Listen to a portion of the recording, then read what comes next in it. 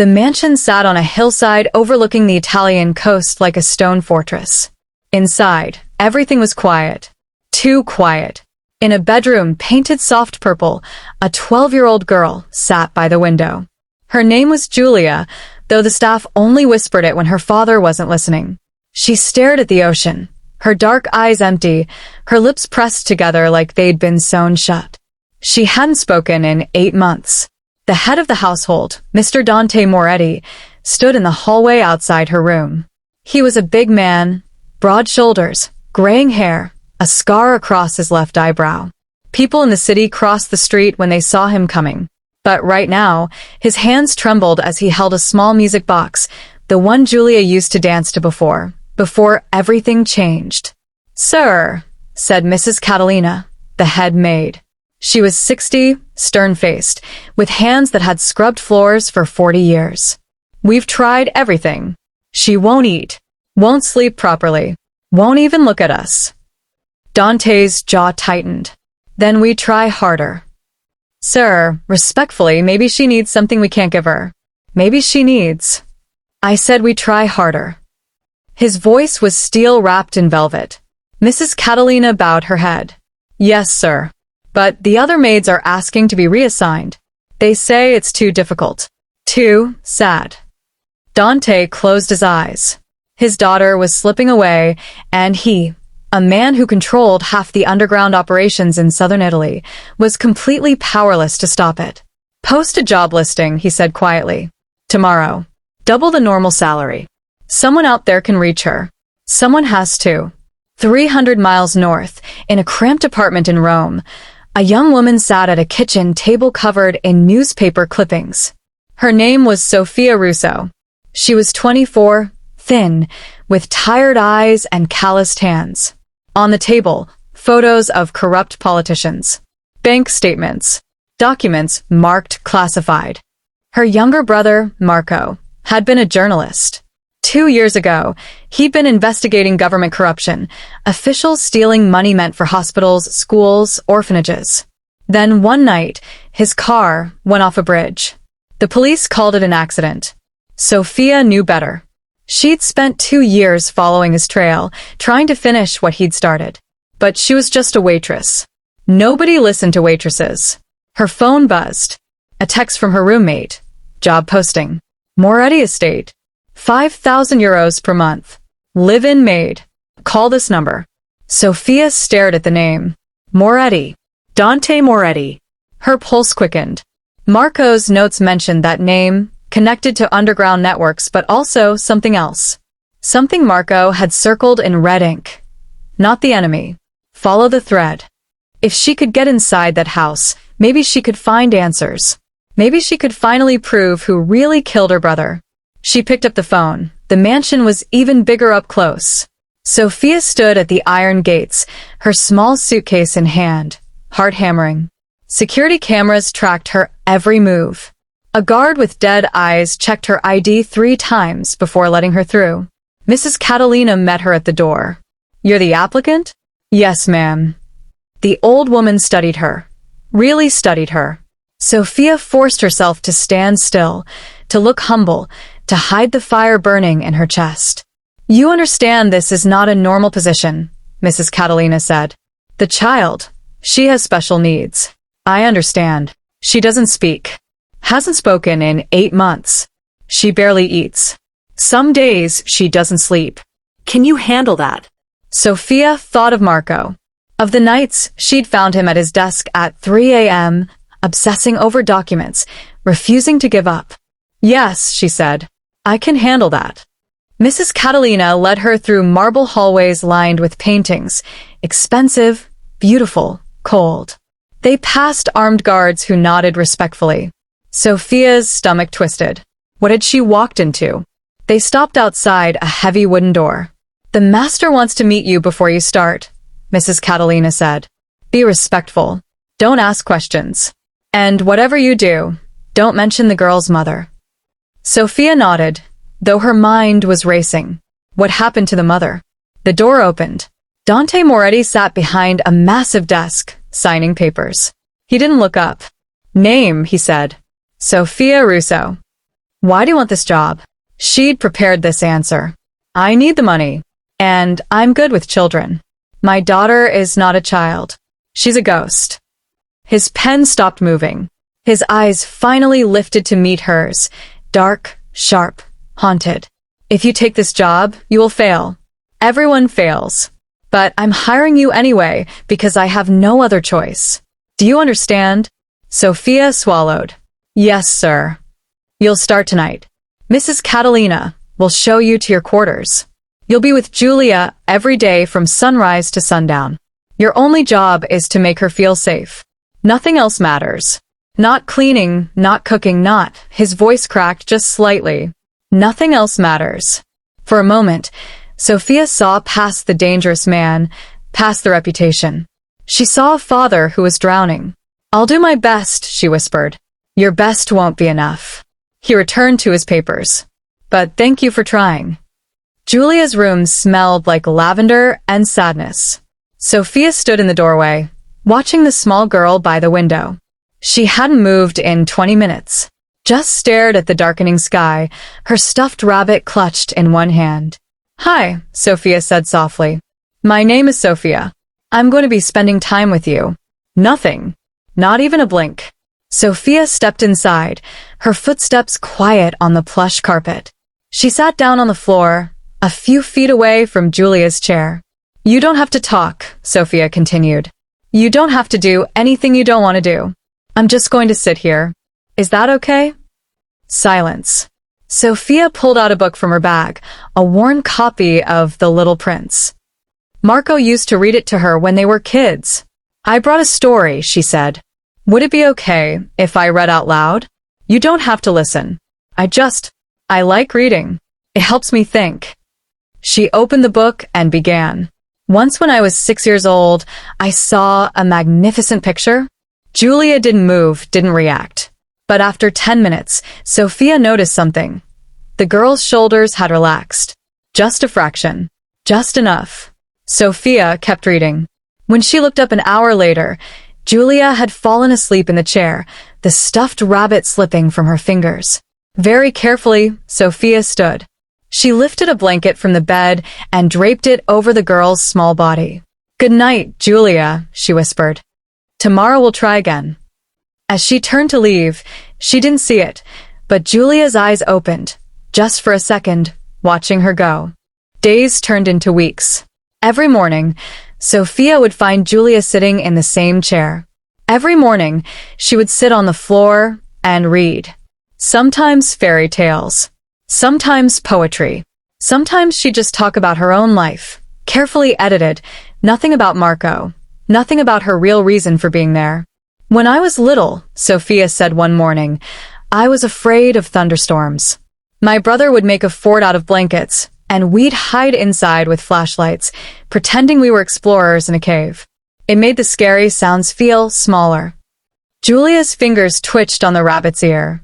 Progress. At mealtimes, Sophia would bring a tray and eat in Julia's room. She never forced the girl to eat, just left food nearby. Gradually, Julia started picking at bread, then fruit, then finally full meals. At night, Sophia would sing. Her voice wasn't trained, wasn't perfect, but it was warm. Lullabies her mother used to sing. And slowly, so slowly, Julia began to change. She started looking at Sophia when she entered the room. She'd follow her movements with those dark, empty eyes. Once, Sophia caught her almost smile when she did a silly voice for a story character. But still, no words. Chapter 6, The Investigation. While Julia slept, Sophia searched. She'd memorized the mansion's layout within 3 days. Security rotated shifts every 6 hours. Dante's office was always locked, but the study on the second floor wasn't. Neither was the library. Late at night, she'd slip through the hallways like a shadow, searching for anything connected to Marco's investigation. Bank records, political connections, evidence. What she found confused her. Documents showing money transferred to orphanages, hospital equipment purchased and donated anonymously, scholarship funds for children whose parents couldn't afford school. None of it matched the monster she'd expected Dante Moretti to be. Then, one night, she found a file cabinet marked political contacts. Inside, photos of government officials. But they weren't business partners. They were targets. Sophia's hands shook as she read through the notes. These men, senators, council members, police chiefs, they were the ones stealing from the people. And Dante had been systematically exposing them, one by one, leaking information to journalists like Marco, funding legal cases against them. He wasn't the villain. He was fighting the villains. But why? Why would a crime boss care about corruption? She kept digging. At the bottom of the drawer, she found a photograph, a beautiful woman with Julia's eyes, holding a baby. On the back, written in faded ink, Adriana, never forget what they took from us. Sophia's blood ran cold. Adriana, Julia's mother, Sophia knew she shouldn't go deeper. Knew she was risking everything. But Marco's voice echoed in her head. Always follow the truth, no matter where it leads. She waited until 2 a.m. The guards changed shifts. 30 seconds of opportunity. She slipped down the basement stairs. The air grew colder. Stone walls replaced plaster. This was the old part of the mansion, the foundation that had stood for centuries. At the end of a narrow corridor, she found a door. It was unlocked. Inside, a room that looked like a war command center.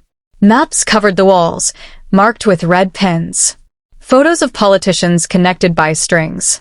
And in the center, a large board with one name circled over and over. Senator Vittorio De Luca. Sophia's breath caught. That was the name Marco had been investigating when he died. The man at the center of the corruption web. The one who'd stolen millions meant for sick children, for struggling families, for, "You shouldn't be here." Sophia spun around. Dante stood in the doorway, his face unreadable. "I can explain," Sophia started. No. Dante stepped inside, closing the door behind him. "You can't, because you've already seen too much." Sophia's heart raced. This was it. She'd blown her cover. She was going to disappear just like... "Your brother was Marco Russo," Dante said quietly. Sophia froze. "He came to me 2 years ago," Dante continued, moving to the evidence board. "Showed me documents proving De Luca was stealing from hospital funds. Wanted my help exposing him. Said I had resources the newspapers didn't." You knew Marco?" "I told him it was too dangerous. That De Luca had judges, police chiefs, assassins in his pocket. But your brother..." Dante's voice softened. "He wouldn't stop. He said some fights are worth dying for." Tears burned Sophia's eyes. Did you have anything to do with his death?" Dante turned to face her, and for the first time, she saw real pain in his features. "I tried to protect him. Had my people watching him. But De Luca moved faster than we anticipated. By the time we realized what was happening..." He shook his head. "I'm sorry. I failed your brother." Sophia sank into a chair, her legs giving out. "Why didn't you finish what he started? Why didn't you expose De Luca?" "Because he's too powerful. I've been gathering evidence for 2 years, but every time I get close, witnesses disappear. Documents get destroyed. And De Luca?" Dante's jaw clenched.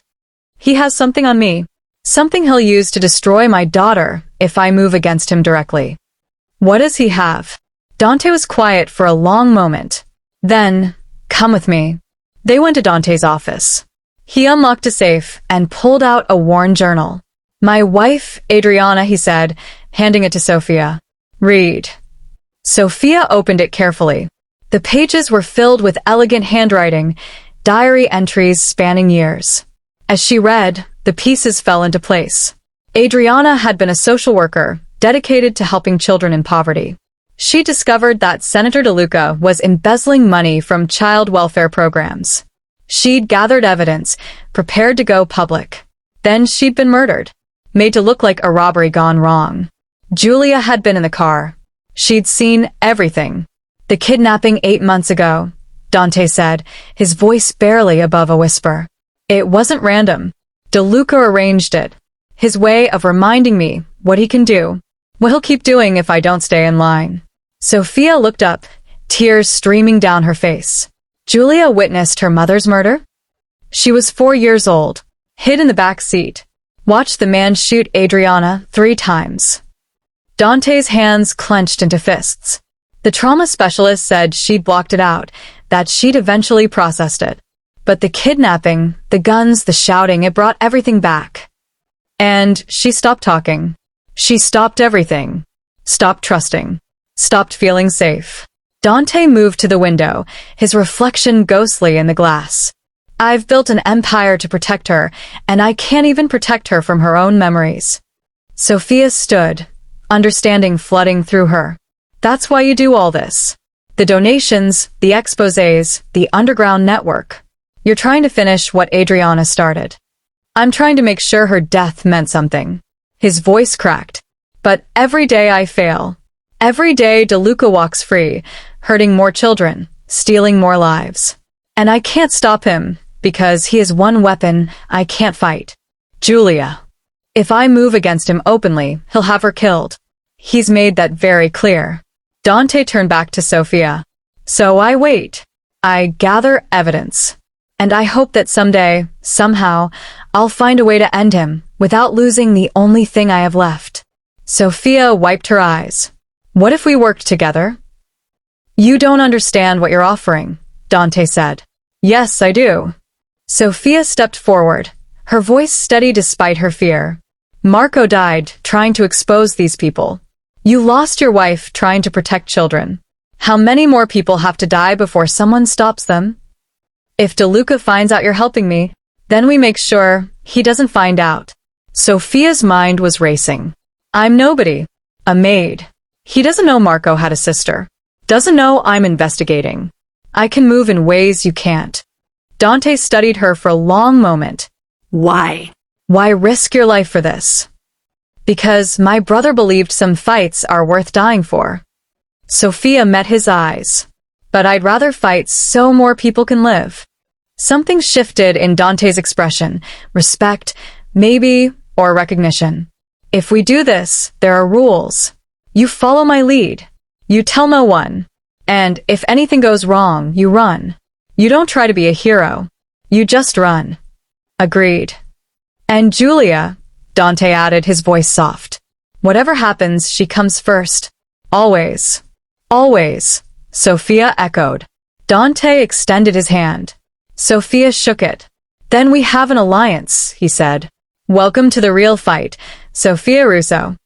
The next morning, Sophia returned to Julia's room like nothing had changed. But everything had changed. She understood now why the girl couldn't speak. Understood the weight of trauma. The way safety had been torn away from her not once, but twice. Good morning, little one, Sophia said softly, settling into her usual spot on the floor.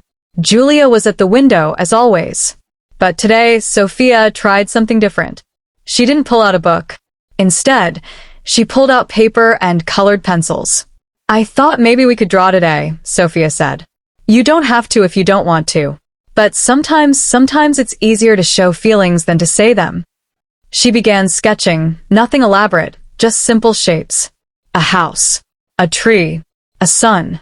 For 10 minutes, Julia didn't move. Then slowly, her small hand reached out.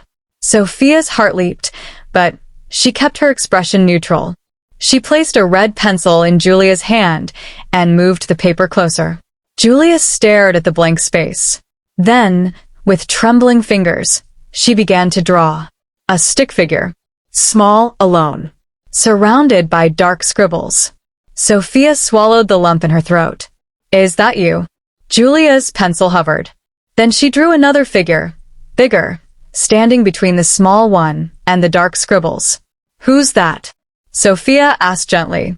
Julia looked up at her. Their eyes met. And for the first time in 8 months, Julia pointed at someone. At Sophia. Me? Sophia whispered. I'm protecting you. The smallest nod. Sophia's vision blurred with tears. Always, she promised. I'll always protect you. Julia's lips trembled. For a moment, Sophia thought she might speak. But instead, the girl just leaned forward, pressing her forehead against Sophia's shoulder. It was the first physical contact she'd initiated since the kidnapping. Sophia wrapped her arms around the tiny body and held on. That night, Sophia met Dante in the basement command room. DeLuca is hosting a charity gala in 2 weeks, Dante said, pointing to a calendar marked with red X's. It's a fundraiser for children's hospitals. Ironic, considering he's the one stealing from them. Will he have security? Heavy. But there's an opportunity. Dante pulled up blueprints on a laptop. His office is on the 3rd floor of the venue. During the gala, he always disappears for exactly 20 minutes to make private calls. That's our window. To do what? Plant a listening device. If we can record him discussing his illegal activities, we can leak it to journalists who aren't on his payroll. Create enough public pressure that even his connections can't save him. Sophia studied the blueprints. How do I get in? You don't. I do. But, Sophia, you're a civilian. I'm not putting you in direct danger. I'm already in danger, she countered. The second I walked into this house, I became part of this. Besides, you're too recognizable. DeLuca knows your face. He doesn't know mine. Dante frowned. You've never done anything like this before. Then teach me. For 3 days, Dante trained her. How to move through crowds without being noticed. How to pick a simple lock. How to plant a device in under 30 seconds. How to stay calm when everything inside you was screaming to run. Sophia was a quick learner. On the 4th day, Dante pulled her aside. There's something you need to know. If you get caught, I can't come for you. Not immediately. DeLuca will use it as an excuse to harm Julia. Do you understand? Sophia understood. She was on her own. I won't get caught, she said. While Sophia prepared for the mission, Julia continued to improve.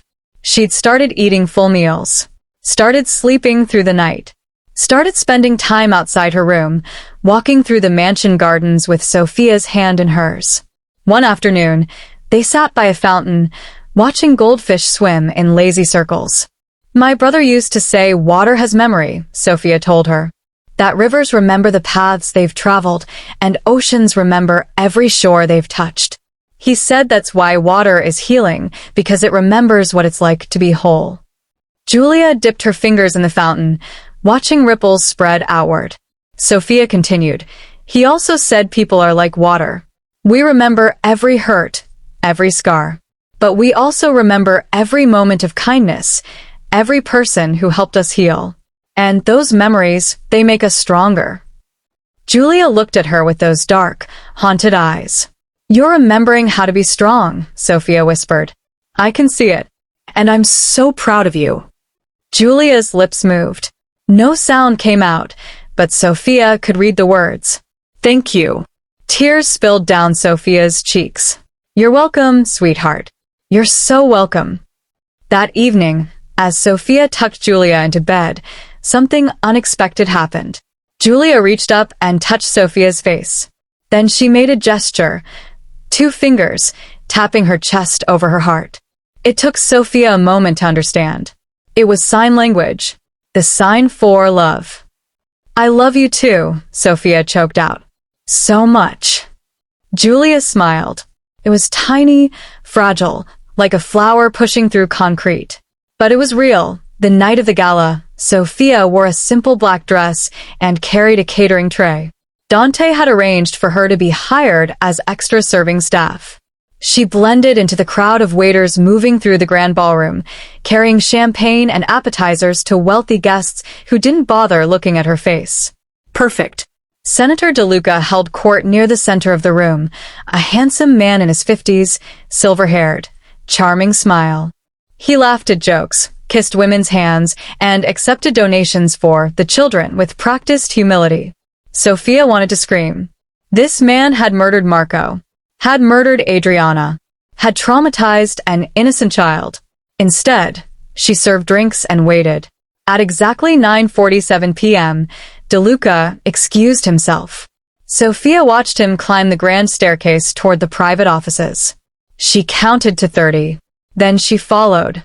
The 3rd-floor hallway was empty, lined with oil paintings and thick carpet that muffled her footsteps. She found DeLuca's office, marked with a gold nameplate, and pressed her ear to the door. Silence. She pulled out the lock-picking tools Dante had given her. Her hands shook as she worked the pins, but finally, she heard a click. The door opened. The office was massive, mahogany desk, leather chairs, walls lined with photographs of DeLuca shaking hands with presidents and celebrities. All fake. All a mask. Sophia moved quickly. The listening device was the size of a coin. She peeled off the adhesive backing and pressed it under the desk, exactly where Dante had instructed. 10 seconds. Perfect placement. She turned to leave. The door opened. DeLuca stood in the doorway, his charming smile replaced with cold calculation. "Well," he said softly, "what do we have here?" Sophia's mind raced. Every instinct screamed at her to run, but there was nowhere to go. DeLuca blocked the only exit. I was looking for the bathroom," she stammered, trying to sound confused, scared. It wasn't hard. DeLuca closed the door behind him. "The bathroom. On the 3rd floor. In my private office." "I got lost. I'm new. Who sent you?" His voice was soft, dangerous. "Moretti." Sophia's blood turned to ice. "I don't know what you're talking about. I'm just a caterer. He moved faster than she expected, crossing the room in 3 strides. His hand shot out, gripping her arm hard enough to bruise. "Don't lie to me, girl. I have security cameras. I've been watching you since you entered the building. The way you move, the way you watch people, you're no caterer." He dragged her to the desk and shoved her into a chair. Then he pulled out his phone. "I'm going to make a call," he said pleasantly. "And you're going to sit there quietly. If you scream, if you move, I have 6 armed men in this building who will ensure you never leave. Understand?" Sophia nodded, her heart hammering. DeLuca dialed. "Waited. It's me. I have a problem at the gala. Send a cleanup crew to the usual location." And he smiled at Sophia. "Bring the girl." Sophia's stomach dropped. "The girl. Julia." "No," she whispered. "Please don't." "Shut up." DeLuca ended the call. "You work for Moretti. That means your leverage. He'll do whatever I want to keep his precious daughter safe, including backing off my operations permanently." "You're a monster," Sophia spat.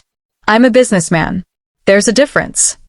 He moved to the window, looking out at the party below. Moretti never understood that. He could have worked with me, could have shared in the profits. Instead, he decided to be a hero. And heroes. DeLuca turned back to her. Heroes get people killed. In the distance, Sophia heard sirens. Not police sirens. Something else. DeLuca frowned, moving to the window. What the? The power went out. Emergency lights flickered on, bathing everything in red. Shouts erupted from downstairs. Screams. Gunfire. "What did you do?" DeLuca demanded, advancing on Sophia. "Nothing." Sophia jumped to her feet, backing away. "I swear, I don't know." The office door exploded inward. Dante stood there, gun drawn, 3 of his men behind him. "Get away from her," he growled. DeLuca raised his hand slowly, that charming smile returning. "Moretti, how dramatic. You've crashed my party. Your party's over." Dante stepped into the office, his gun never wavering. "Sophia, get behind me." Sophia scrambled to obey, her legs barely holding her up. "You won't shoot me," DeLuca said confidently. "Too many witnesses downstairs. Too many cameras. You kill me here, you'll never escape. Never see your daughter again." "You're right," Dante said. "I won't kill you here." He nodded to his men. They moved forward, grabbing DeLuca. "What are you? This is kidnapping. I'll have you." "You'll have me what?" Dante's voice was ice. "Arrested? By which police? The ones on your payroll? The ones who've been covering up your crimes for years." He pulled out a small recording device, a different one from what Sophia had planted. "Press play." DeLuca's voice filled the office. "Don't care about the hospital funds. Sick kids die every day. Redirect the money to the offshore accounts. If anyone asks questions, we'll deal with them like we dealt with that journalist. What was his name? Russo." DeLuca's face went pale. "That recording," Dante said softly, is currently being broadcast to every news outlet in Italy, along with bank records, witness testimonies, and documentation of every crime you've committed for the past 15 years. You're lying. Am I? Dante gestured to the window. Listen. Over the sounds of chaos, police sirens were growing louder. Real police, not the corrupted ones. The pieces were always there, Dante continued. But you were right about one thing. I needed absolute proof. Evidence so overwhelming that even your connections couldn't save you. So I waited, gathered every document, every recording, every witness. And tonight, he smiled coldly. Tonight, I let you think you'd won. Let you get comfortable. Let you make that call threatening my daughter. Which, by the way, was also recorded. DeLuca lunged forward, trying to grab the recording device. Dante's men slammed him against the wall. You've destroyed me, DeLuca spat. No. Dante leaned in close. You destroyed yourself. I just made sure the world saw it. This is for Adriana. For Marco Russo. And for every child you hurt to line your pockets. Police burst into the room, real officers with honest faces. Senator Vittorio DeLuca, one announced, you're under arrest for embezzlement, conspiracy to commit murder, and corruption of public officials. As they dragged DeLuca away, he looked back at Dante. Your daughter will never be safe. I have people. Your people are being arrested as we speak, Dante interrupted. Every name on your payroll, every corrupt official you controlled. It's over. DeLuca screamed as they hauled him out. Dante turned to Sophia, his expression softening. Are you hurt? No, Sophia's legs gave out. Dante caught her. How did you know I was in trouble? The device you planted started transmitting. I heard him threatening you. Dante helped her to a chair. I'm sorry. I should never have let you do this alone. But you said if you came for me. I lied. Dante's jaw clenched. I told you Julia comes first. But so do you. You're family now. Sophia burst into tears. The mansion was quiet when they returned, but it was a different kind of quiet. Not the heavy silence of grief. The peaceful quiet of safety. Sophia ran to Julia's room. The girl was asleep, curled around her stuffed rabbit. Mrs. Catalina sat in a chair nearby, keeping watch. She kept asking for you, the old woman whispered. Not with words, but she kept looking at the door, waiting. Sophia knelt beside the bed, brushing hair from Julia's face. I'm here now, she murmured. I'm here. Julia's eyes opened. For a moment, confusion, then recognition, then relief. She threw her arms around Sophia's neck. I'm okay, Sophia whispered. Everything's okay now. The bad man can't hurt anyone anymore. Julia pulled back, her eyes searching Sophia's face. Then she looked past her, to where Dante stood in the doorway. Father and daughter locked eyes. Slowly, Julia released Sophia and walked to Dante. She was tiny compared to him, barely reaching his waist. Dante knelt, bringing himself to her level. Julia reached out, touching the scar over his eyebrow, the one he'd gotten trying to rescue her from the kidnapping. Then she touched her own chest, over her heart. The sign for love. Dante's face crumpled. He pulled his daughter close, and for the first time in 8 months, he let himself cry. I'm sorry, he choked out. I'm so sorry I couldn't protect you. I'm sorry I let them hurt you. Julia pressed her hand to his mouth, silencing him. Then she did something miraculous. She whispered, Papa. One word, barely audible, broken and rough from months of silence. But it was there. Dante sobbed openly, holding her like she might disappear. I'm here, little star. I'm here. And I promise, no one will ever hurt you again. Sophia backed out of the room, giving them privacy. In the hallway, she leaned against the wall, tears streaming down her face. Mrs. Catalina appeared beside her, offering a handkerchief. You did something none of us could do, the old woman said quietly. You gave that family hope again. I didn't do anything special, Sophia said. I just cared. Sometimes, Mrs. Catalina smiled. That's the most special thing of all. 3 months later, the gardens of the Moretti estate were in full bloom. Sophia pushed Julia on a swing, the girls' laughter, actual laughter, ringing out like bells. Higher. Julia called out. Her voice was still quiet, still hesitant, but it was growing stronger every day. Higher. Sophia teased. You want to touch the clouds? Yes. Sophia pushed harder, watching Julia's hair stream behind her. In the distance, Dante stood on the terrace with his advisors, conducting business.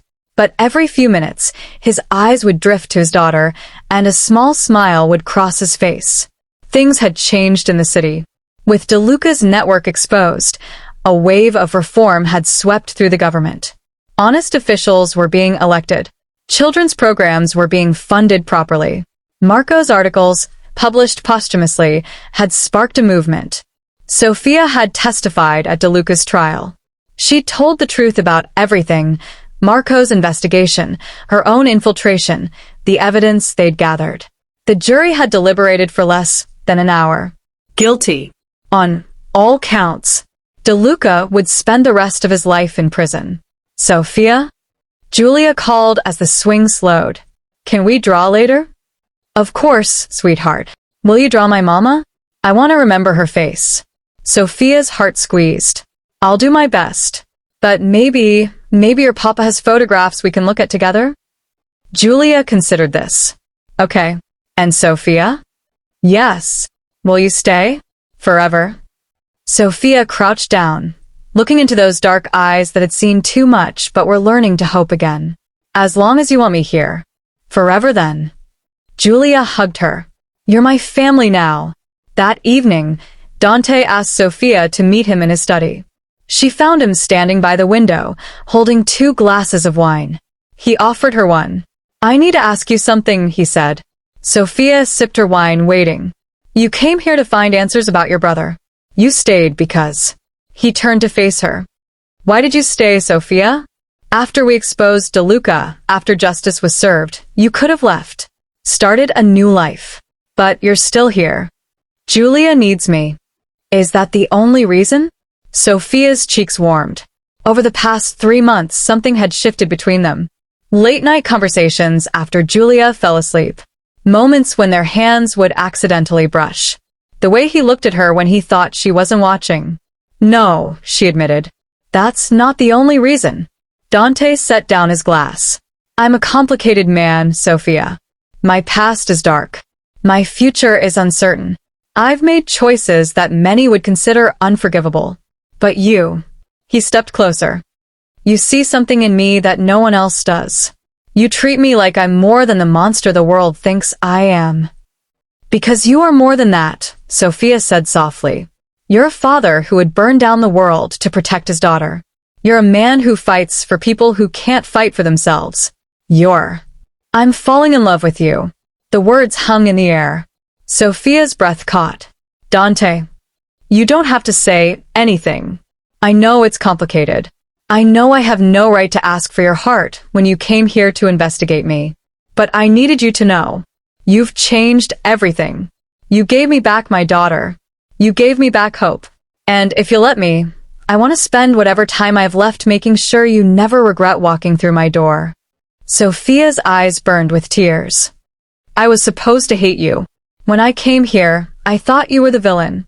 I thought you'd killed Marco, destroyed families, profited from suffering. I was going to expose you, ruin you. I know. But instead, I found a man who's been fighting the same fight my brother died for. A man who's trying to honor his wife's memory by protecting the innocent. A man who... Her voice broke. A man I love. Dante closed the distance between them, his hand cupping her face. Are you sure? Once you choose this path, there's no going back. My world is dangerous. Even with DeLuca gone, there are others who would hurt you to get to me. I'm sure. Sophia placed her hand over his. I've never been more sure of anything. He kissed her then, soft, careful, like she was something precious that might break. When they pulled apart, Sophia was smiling through her tears. Does Julia know? About us?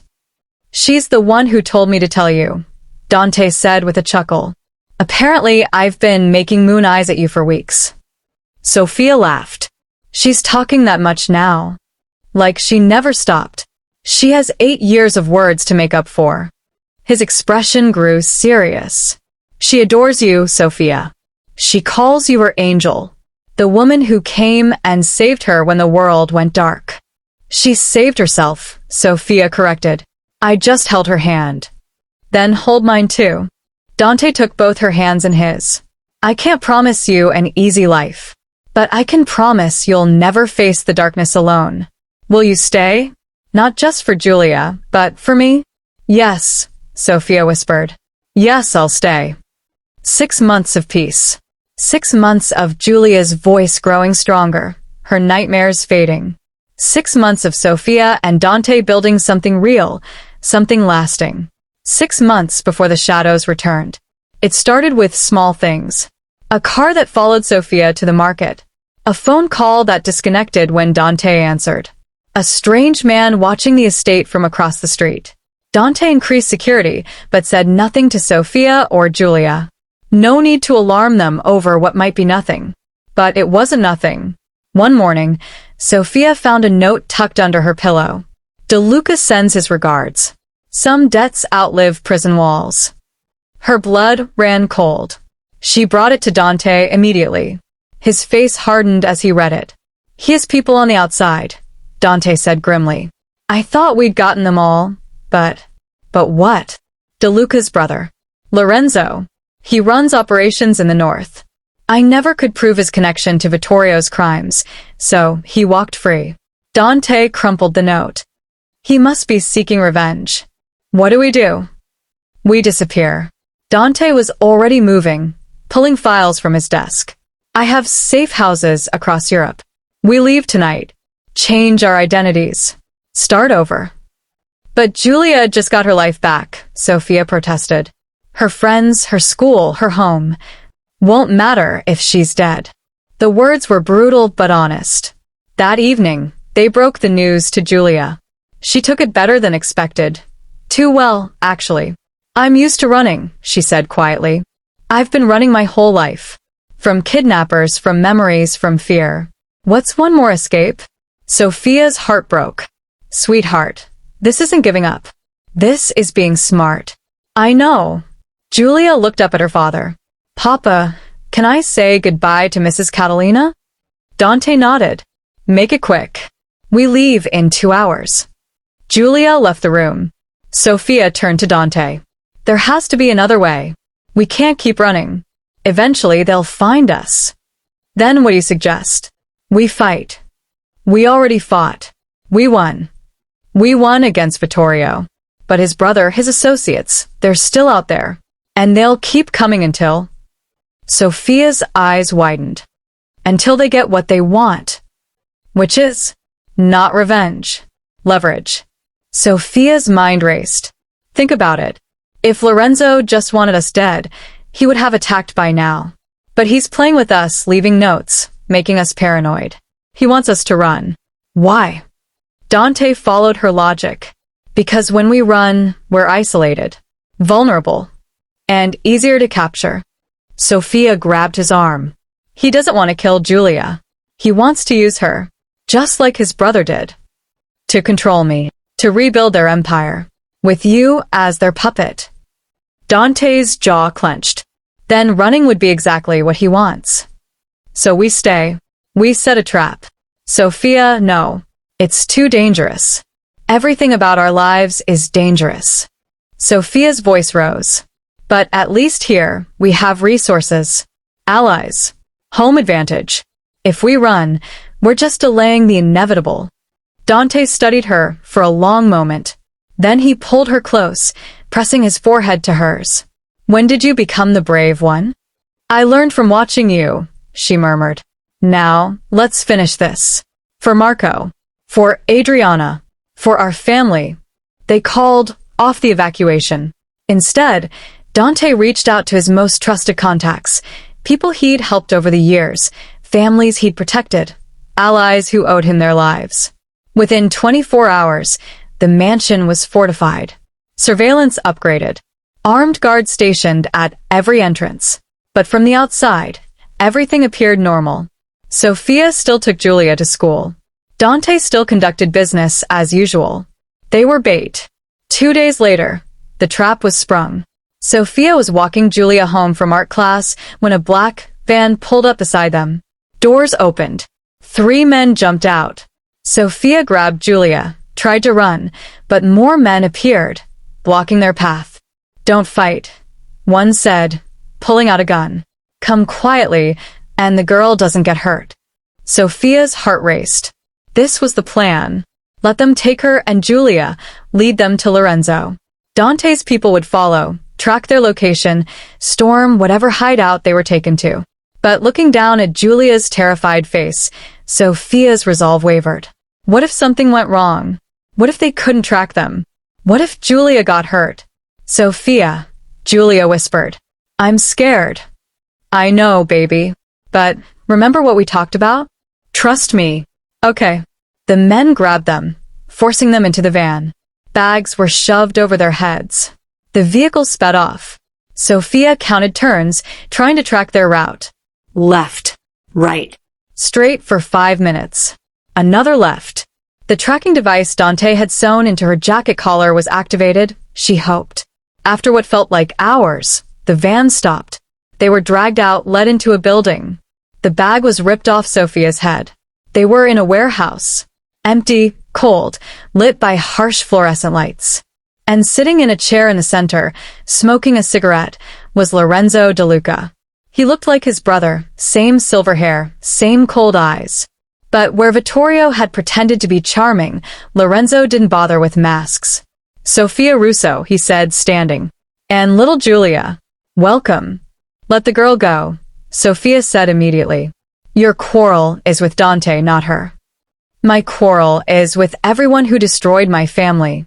Lorenzo circled them slowly. "My brother is in prison because of you. Because of Moretti. Because of your meddling journalist brother. So yes, my quarrel is very much with you. Your brother destroyed himself. We just exposed the truth." "The truth?" Lorenzo laughed. "The truth is that men like us run the world. Politicians, police, judges, they're all puppets. My brother understood that. He played the game better than anyone, until you all decided to be heroes." He stopped in front of Julia, who trembled despite her attempt at bravery. "Such a pretty child," Lorenzo mused. "Looks just like her mother. Tell me, little Julia, do you remember your mother?" Julia's hands clenched into fists. "I asked you a question," Lorenzo said, his voice hardening. "Don't talk to her," Sophia snapped, stepping between them. Lorenzo backhanded Sophia across the face. She stumbled, tasting blood. "Sophia." Julia screamed. "I'm okay," Sophia said quickly, though her cheek throbbed. "I'm okay, sweetheart." Lorenzo pulled out a phone. "Now, let's call Daddy and tell him what happens when he crosses the DeLuca family." He dialed. "Put it on speaker." Dante's voice came through, tight with controlled fury. "Lorenzo. Moretti, I have something of yours. If you harm them..." "You'll what? Expose me like you exposed my brother?" "I'm not as stupid as Vittorio. No paper trail. No recordings. Just good old-fashioned violence." Lorenzo smiled. "Here's what's going to happen. You're going to transfer control of your entire network to me. Every asset, every contact, every dirty little secret you've collected over the years. And in return, I'll let your precious girls live." "Don't do it," Sophia shouted. "He'll kill us anyway." Lorenzo hit her again, harder. Julia sobbed. "You have 1 hour," Lorenzo told Dante. "I'll send you the account information. Transfer everything, or I start sending you pieces of them." He ended the call. Sophia wiped blood from her lip. "You're making a mistake. Dante will never forgive this. I don't need his forgiveness. I need his empire." Lorenzo gestured to his men. "Tie them up. And if they try anything, shoot the kid first." They were bound to chairs in the corner of the warehouse, back to back. Sophia worked at the ropes binding her wrists, but they were too tight. Around them, Lorenzo's men patrolled, weapons ready. Sophia, Julia whispered. I'm sorry. Sorry? Baby, you have nothing to be sorry for. I slowed you down. If I could run faster, maybe we could have escaped. No, no, no. Sophia wished she could hug her. You did nothing wrong. And we're going to be okay.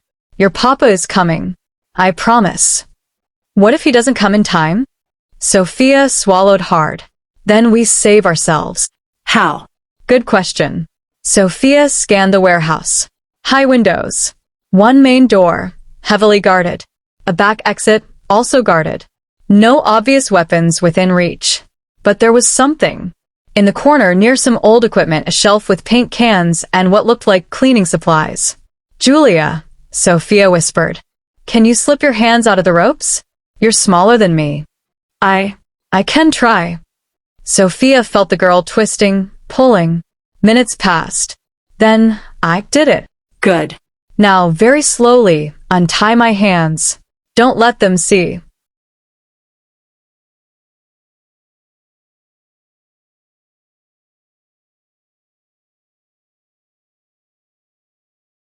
Julia's small fingers worked at the knots. Sophia kept talking, covering the sound. Remember the story about the prince who defeated the dragon? Yes. Remember what I said? That the prince didn't win with strength. He won with cleverness. He used the dragon's own fire against it. The ropes around Sophia's wrists loosened. We're going to be clever too, Sophia continued. When I say run, I want you to run to that corner, grab one of those paint cans, and throw it at the lights. Can you do that? I think so. But what about you? I'll be right behind you. On 3. 1. Sophia tensed, preparing to move. 2. She took a deep breath. 3. They exploded into motion. Julia sprinted for the corner. Sophia lunged for the nearest guard, tackling him. His gun clattered to the floor. Hey! Lorenzo shouted. Stop them. Julia grabbed a paint can and hurled it at the fluorescent lights. It connected with a crash, sparks, glass, darkness. Chaos erupted. Sophia grabbed the fallen gun, firing into the air. Men scattered. She found Julia in the darkness, pulling her close. The back exit. Sophia yelled over the shouting. Go! They ran through the black warehouse, hands clasped. Behind them, flashlights swept the darkness. Shouts. Gunfire. The back door loomed ahead. It burst open. Dante and 20 armed men poured through. Down. Dante roared. Sophia threw herself and Julia to the ground. Gunfire erupted overhead, controlled, precise. Dante's people had been trained for this. It was over in 90 seconds. When the emergency lights flickered on, Lorenzo and his men were on the ground, either unconscious or bound. Dante stood in the center, gun still drawn, scanning for threats. His eyes found Sophia and Julia. Papa. Julia scrambled up and ran to him. Dante swept her into his arms, then reached for Sophia with his free hand. He pulled them both close, his whole body shaking. I told you to wait for me to get inside, he said roughly. I told you not to try anything dangerous. I'm done waiting, Sophia said. And we're alive. You could have been killed. But we weren't. We fought. Together. Sophia looked up at him. Like family. Dante's expression cracked. He kissed her forehead, then Julia's. My brave girls. My impossibly brave girls. Police sirens wailed in the distance. Real police, honest ones. It's really over, Sophia breathed. It's over, Dante confirmed. Lorenzo will join his brother in prison. And this time, we're dismantling their entire organization. Every last piece. The months following were gentle. Julia started therapy with a specialist who helped her process the trauma, both old and new. She made friends at school, joined an art class, started smiling more than she cried. Sophia officially moved into the estate, not as hired help but as family. She and Dante navigated their relationship carefully, always putting Julia first. But late at night, after the girl was asleep, they'd sit together on the terrace, talking about everything and nothing. One evening, Dante asked, Do you ever regret it? Coming here? Every day, Sophia said. Dante's face fell. Sophia smiled. I regret that I didn't come sooner. That Marco had to die before I understood what he was fighting for. That Adriana never got to see her daughter grow up. But regret being here now? With you and Julia? She took his hand. Never. I want to marry you, Dante said suddenly. Sophia blinked. What? Not now. Not until you're ready. But someday I want to marry you. I want to give you my name, my home, my life. I want to make this official. He pulled her close. You brought light back into my daughter's world. You brought hope back into mine. I love you, Sophia Russo. Completely. Impossibly. Forever. Tears streamed down Sophia's face. I love you too. And yes, someday I'll marry you. They kissed under the stars. Two broken people who'd found each other in the darkness and decided to build something beautiful. 6 months later, on Julia's 13th birthday, the family gathered in the garden. No big celebration. Just the three of them, Mrs. Catalina and a few close friends. Cake, presents, laughter. When it was time for gifts, Julia opened Sophia's first, a blank journal with a beautiful leather cover. For your stories, Sophia explained. You've lived through so much. Maybe someday you'll want to write it down. Or maybe you'll use it for something completely new. But either way, it's yours. Thank you, Julia said, hugging her. Then she paused. Sophia, can I ask you something? Anything. When you and Papa get married, can I call you Mama? Sophia's breath caught. She looked at Dante, who nodded encouragingly. Sweetheart, Sophia said carefully. I would be honored. But your mama, Adriana, she'll always be your first mother. I'm not trying to replace her. I know, Julia said. But she's gone. And you're here. And I love you. I want you to be my mama too. Is that okay? Sophia pulled the girl into her arms, sobbing. Yes. Yes, that's more than okay. Dante joined the embrace, wrapping his arms around both his girls. His family. Broken pieces that had somehow fit together to create something whole. That night, after Julia was asleep, Dante led Sophia to his office. From a safe, he pulled out a small box. I had this made, he said, opening it. Inside was a ring. Simple, elegant, with 3 small stones, one for each of them. Sophia Russo, will you marry me? Will you be my wife, Julia's mother, and the light that guides us through whatever comes next? Sophia didn't hesitate. Yes. He slipped the ring onto her finger, and they held each other as the moon rose over the Mediterranean, illuminating the path they'd traveled, from suspicion to trust, from grief to joy, from strangers to family. The wedding was small, held in the mansion's gardens on a perfect spring day. Julia was the maid of honor, wearing a purple dress that matched her mother's favorite color. She'd written a speech that made everyone cry. When Sophia came to our house, I was broken. I couldn't talk, couldn't trust, couldn't remember how to be happy. But she sat with me every day and showed me that it was okay to be scared. That healing takes time. That family isn't just blood. It's choosing to love someone, even when it's hard. My first mama taught me to be kind. My papa taught me to be strong. And Sophia taught me to be brave. To use my voice again. To believe in tomorrow. Today, I get 2 parents who love me. And I get to be part of a love story that saved us all. There wasn't a dry eye in the garden. After the ceremony, during the reception, Mrs. Catalina pulled Sophia aside. I was wrong about you, the old woman admitted. When you first arrived, I thought you'd fail like all the others. But you didn't just help that girl. You saved her. You saved all of them. We saved each other, Sophia corrected gently. Later, as they danced under string lights, Dante whispered in Sophia's ear. Thank you. For what? For being stubborn enough to walk through my door. For being brave enough to stay. For loving us when we were unlovable. He kissed her temple. You gave me back my daughter.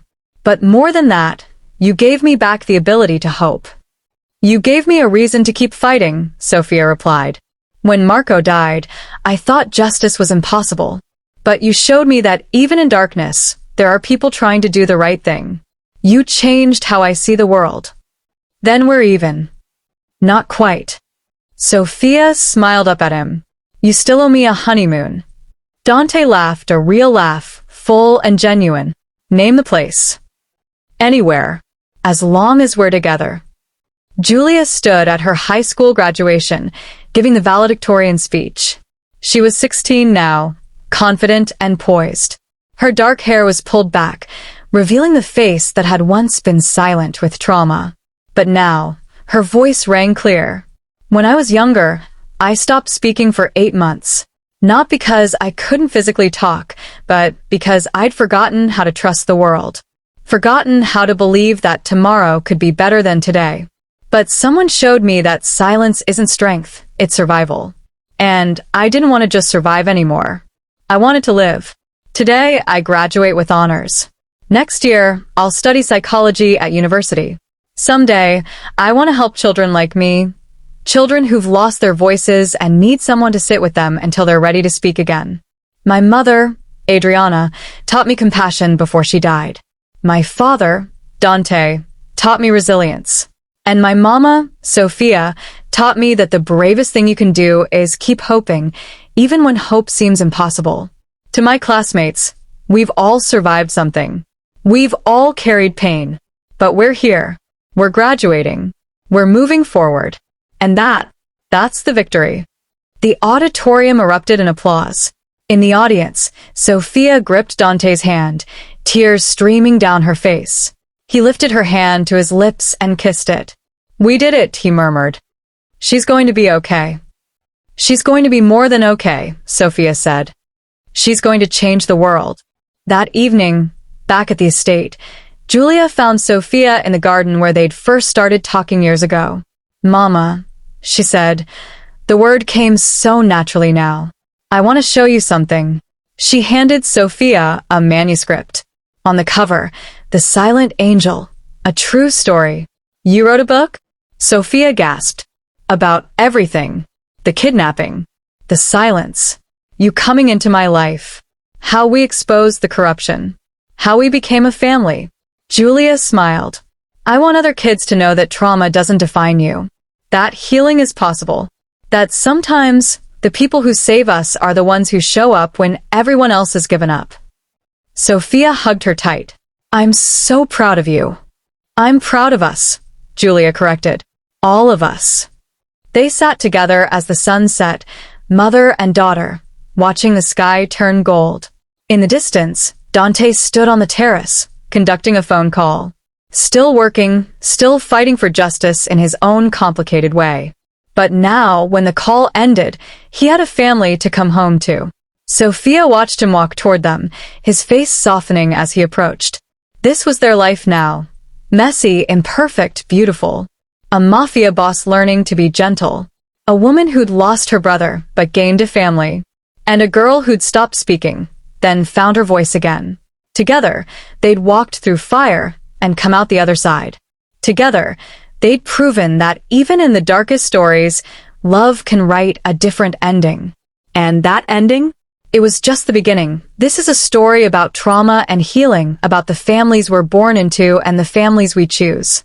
It's about finding your voice when the world has tried to silence you, and about discovering that heroes aren't always who we expect them to be.